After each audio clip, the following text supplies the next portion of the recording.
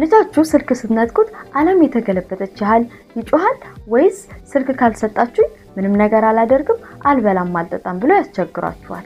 ይሄንን የብዙ ወላጆች ራስ ምታት የሆነውን የስልክ ሱስ እንዴት እንደምንፈታ የሚያሳዩ 3 መሰረታዊ ሐሳቦችን እነሆ።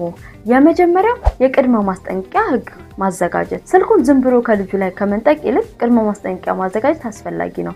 ለምሳሌ ለአንድ ልጅ ስልክ ስንሰጠው ስልኩን ለ10 ደቂቃ ብቻ እንደምንሰጠውና ደውሉ ሲጮህ እንደሚመልስልን ነግረነው መሆን አለበት። ጊዜው ወይም ደግሞ ደቂቃው ሲያልቅም 2 ደቂቃ ለምሳሌ 2 ደቂቃ ሲቀረው 2 ደቂቃ ቀርቷል ስልኩን መመለሻ ሰዓት ደርሷልና ተሰጠኛለህ የሚል ማስታወሻ መስጠት ያስፈልጋል። ይሄ አእምሮ ለለውጡ እንዲዘጋጅ ያደርገዋል ማለት ነው። ሁለተኛው ደግሞ ትኩረቱን ወደ ሌላ ነገር መሳብ ነው። ስልኩን በመንጠቅ ባዶ እጁን እንዲቀር ማድረግ አያስፈልግም። ይልቅስ በዛ ፋንታ የተለያዩ መጫወቻ እቃዎች፣ የግንባታ እቃዎች እንዲሁም ደግሞ ቀለም፣ ወረቀት እንዲሁም ጊዜያችንን በመስጠት አብረን እንድንጫወት የምናደርግበትን መንገድ መፈለግ አለብን። ይሄ አእምሮ ከስልኩ ወደ ሌላ ደስታ እንዲሸጋገር ስለሚያደርገው ጠቃሚ ነገር ነው ማለት ነው። ሌላኛውና ሶስተኛው ዋናው ነገር ደግሞ ምንድነው? ለጩኸታቸው እጅ አትስጡ።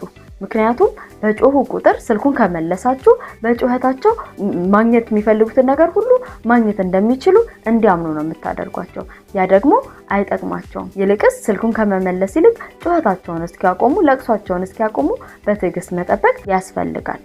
አስተውሉ። ለልጆች ስልክ መስጠት ለጊዜው ዝም ሊሉልን ወይም ደግሞ ለጊዜው ጊዜያዊ ደስታ ሊያገኙ ይችላሉ። ነገር ግን አእምሯቸውን ማቀጨጭና እንዲሁም ደግሞ ለተሻለ ነገር እንዳይነሳሱ ሐሳባቸው እንዳይሰፋ ገደብ ነው የሚሆናቸው። ሲቀጥል ደግሞ የመታገስ አቅማቸውን ይቀንሳል ወይም ደግሞ ትዕግስታቸውን ይቀንሰዋል ማለት ነው። ስለዚህ ይህንን ነገር ለሌሎች ወላጆች እንዲተላለፍ ከፈለጋችሁ ኮፒ ሼር አድርጉ።